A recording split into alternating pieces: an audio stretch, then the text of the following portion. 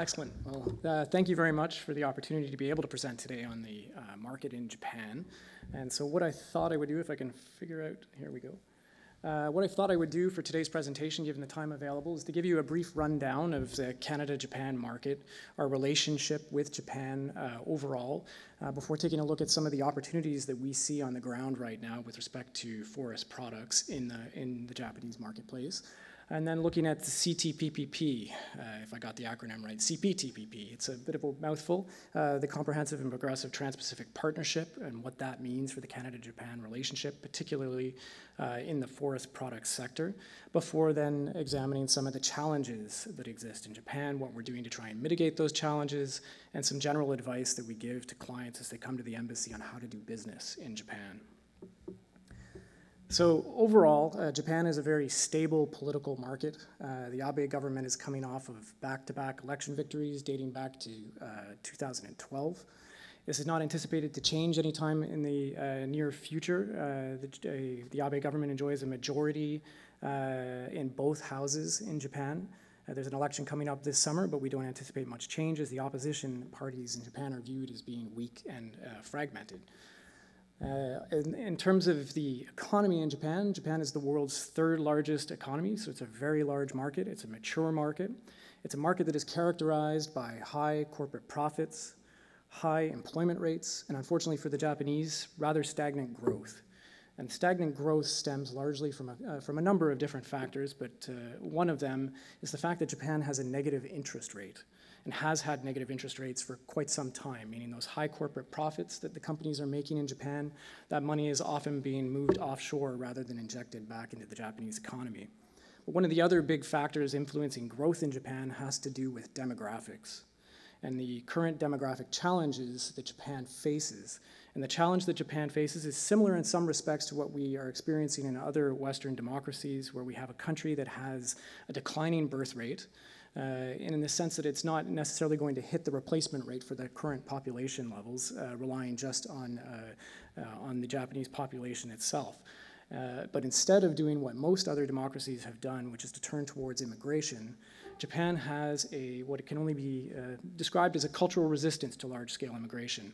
The population in Japan is 98% ethnically Japanese, so it's a very homogeneous population, and there is a resistance towards immigration, which means that the population in Japan is actually predicted to decline significantly over the next 20 or so years, to the point where by 2050, the population will likely dip below 100 million people. So obviously a demographic change of that nature is going to have an impact on the marketplace as the population ages and overall declines in size. On the near-term horizon, in terms of major international milestones for Japan, this year is a G20 year. They'll be hosting the G20 summit in Osaka in Japan, which will keep us at the embassy very busy this year. But next year, on an even larger scale, it's the Summer Games. The Summer Olympics are being hosted in Tokyo. Right now, that means there's a lot of large-scale infrastructure projects underway in the city of Tokyo, and Japan is taking it very seriously as a means to be able to promote Japanese industry, Japanese technology, and ingenuity on the international stage at the Games next year. In terms of Canada-Japan commercial relations, Japan is our fourth largest trading partner overall. We do around $30 billion worth of trade with Japan on an annual basis. These numbers actually on this screen, we just got the 2018 values this week, so unfortunately they're not in here, but basically there was an increase of about 10%, I understand, for both imports and exports. So roughly $30 billion worth of trade between Canada and Japan, $12 billion in exports and 18 in imports. Our exports are chiefly in three main categories: in agri-food products, minerals and metals, and of course, forest products. For the forest product market in Japan, for Canada anyways, Japan is our third largest market overall. On an annual basis, we're doing about $1.5 billion worth of trade in the forest product sector with Japan. A large portion of that is in conventional structural products, but as well Canada is a leading supplier in other categories, including value-added wood products and flooring and finishing materials, etc. Japan is also a very significant market for Canada in terms of wood pellets. we have a 63% market share in Japan for the wood pellet market, which is booming for the Japanese industry, and we'll talk about that in another slide. In terms of opportunities for Japan in the near to mid-term, obviously the demographic shift and the challenge that we already spoke to at the beginning of this presentation is going to have an impact on opportunities in Japan moving forward. So the residential market over time is going to decline in terms of new building. And right now what we're seeing from an opportunity standpoint is more in the mid-rise non-residential structures. The Japanese government is actively promoting the use of wood. They have instituted government policies dating back to 2010, I believe, to encourage the use of more wood products in mid-rise structures. This is, of course, designed to help their industry, their domestic industry, but it also leaves open opportunities, more opportunities for Canadian suppliers as well. This is not just in the conventional structural side of things. This is also for value-added wood products, flooring, finishings, etc. Particularly in relation to the tourism segment of the mid-rise structures, as well as in the care facilities. I mentioned, and we'll mention again, the demographic shift in Japan. It's an older population and it's only getting older. There is increasing demand for senior care facilities, and as such, they're having to build new such facilities. And in Japan, we're helped out by the fact that the Japanese view wood, and they equate wood with being a healthy material. So they like to see wood in senior care facilities. They like to see it in schools as well, but given the population demographics, we're seeing more opportunities in the senior care facilities than in the child care space. But there are opportunities to sell value-added products into the Japanese market in this area. We're also seeing niche opportunities for the renovation market. Japan, typically, this has not been one of Japan's larger areas. As you may be aware, Japanese have a rather unique way of viewing the housing industry. A house in Japan actually loses value over time rather than gains value. So the frequent practice in Japan is to actually purchase a home and then tear it down and build something new. What we're seeing in Japan, though, is a slight shift to something different, particularly in Tokyo, where I believe in 2016 remarked that was the first year where the number of second-hand apartments being sold that year actually outpaced new build construction. So we're also seeing a rise in the renovation market in Japan to the tune of about $1.5 billion by 2020. And that is opening up opportunities for value-added wood products on the furniture side, cabinets, as well as decorative lumber, paneling, etc. And then finally, as I mentioned on the last slide, wood pellets. Wood pellets are a big deal in Japan right now, and the reason for that comes in no small effect because of the Fukushima nuclear disaster back in 2011, which effectively made them mothball their nuclear power industry, and then made the country much more reliant on other means to generate power. And while they are looking at increasingly using renewable energy sources for their energy needs, they're also having to rely on the coal-powered plants that they have right now. And in order to mitigate and reduce their carbon footprint, they are turning to wood pellets and biomass to be able to co-fire in their coal power plants. So what we're seeing now is a demand that the Japanese government is predicting will go up to about $6 billion in a year in the wood pellets segment.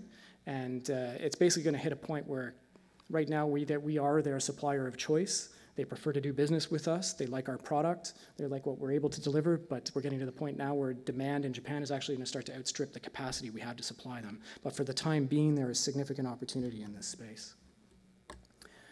Underpinning all of what's going on in Japan right now is something that's been alluded to already by John and at the beginning of this presentation as well. But we signed something last year which was a landmark agreement in free trade between our two countries, and in fact 9 others. And that was the Comprehensive and Aggressive Trans-Pacific Partnership, a free trade agreement with Japan and 9 other countries, representing a total market size of 500 million people around the Asia-Pacific region. This was a huge deal for us. We've been pursuing a free trade agreement for Japan for about 20 years, and we now have one which will bring in significant advantages for Canadian industry. So what does it give us? It gives us preferential access to the market. It offers greater transparency and predictability when doing business in Japan. It also allows us at the government level to have an open dialogue, a more open dialogue with our regional partners when it comes to things like non-tariff barriers as well. In terms of Japan itself, Japan is the largest CPTPP market by far. Where we have negotiated, where we will see the largest benefits with relation to CPTPP draws back to the principal export categories that we do business in Japan: agri-food products, minerals and metals, and of course forest products. These are the areas that are going to see the largest tariff reductions to really open up the market for Canadian suppliers. It's also going to help facilitate investment, which is a good thing. Obviously, I mentioned the Japanese have that high corporate profit. We want to get as much of that into Canada as possible because they don't want to put it in Japan, so that's great. As well, we want to make it easier for Canadian businesses to be able to set up shop in Japan in order to be there to provide service to your customers. As you know, likely Japan can be a difficult market and often requires having a partner on the ground or a local presence, and so this agreement will help facilitate the movement of people and money across borders.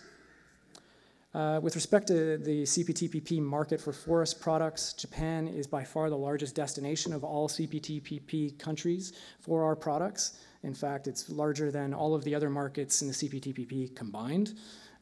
And basically what this agreement has done is it has removed all tariffs on all forest and wood products entirely over the course of the next 14 years. There has been immediate duty-free access for certain products, as well as 50% reductions on the first cut, basically, which occurred on December 30th, 2018, when the agreement took effect. And then there will be incremental reductions in those areas where we still have a tariff over the course of the next 14 years. There's a lot of detail on which products have been affected. That's all available online on our website. If you want any more information, I'll encourage you to come up to the trade booth that we have upstairs, and we can point you in the right direction there to find out where your products are at. And we can talk about that a little bit later. In terms of challenges in the market, so not to continue to drive this home, but demographics pose probably the most significant challenge to the market over the next foreseeable future. With a declining population size and an aging population, we're going to see obviously a smaller market on the construction side of things, as well as fewer people that are buying things. So that is going to be a challenge that we're going to have to find new ways to secure market share in Japan and maintain business there. As well, competition. From a trade agreement standpoint, just so you're aware, the European Union also signed a free trade agreement with Japan. Their agreement came into effect as of February of this year. In the short term, we have the advantage over our European counterparts in terms of where the rate cuts are going to be. Our cuts are steeper and deeper at first, but recognizing the fact that their cuts by around year 4 or 5 or so will start to catch up. And they actually phase out tariffs completely by, I believe, year 8. But right now, we have an opportunity in order to get in and establish a firmer foothold than we already have, which is pretty good in the Japanese market, to be able to not be displaced later. When it comes to the United States, of course, the reason the CPTPP exists is because the United States famously withdrew from the original TPP agreement. So the United States does not currently have a free trade agreement with Japan. And they are in the process of beginning their negotiations, but formal negotiations will not begin until later this spring, as we understand it. So right now there is a window of opportunity to get in before our American competitors where we have a significant tariff advantage over their products where it matters. And then moving on, of course, standards and practices is another area where we face challenges in various markets around the world, and having our products recognized and facilitating access to the market for Canadian products and services and technologies. We at the Embassy work very closely with our industry partners in Japan, like Canada Wood and others, as well as the provincial government and federal agencies and departments like NRCan and others, to be able to promote Canadian standards and to move forward inside what can be a very cumbersome bureaucratic environment from a regulatory standpoint in Japan, to promote our standards and processes to have them accepted in and recognized in the Japanese marketplace. And then finally, subsidies. So every government provides some level of domestic support to industry. Japan is no different. Our job at the embassy is we closely monitor what is going on in the marketplace, working again with colleagues in the private sector on the ground in Japan as well as back here in Canada, and we really count on as well hearing from industry when they are witnessing or seeing any market distorting practices that are taking place to let us know. And then doing business in Japan itself can be a challenge for some.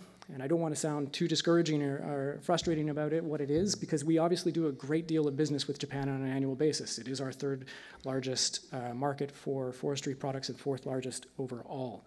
So Japan, when we're doing business there, the key word that we provide to all clients is to be patient. So Japan is a place where it's going to take time, commitment, it's going to take return visits to the market.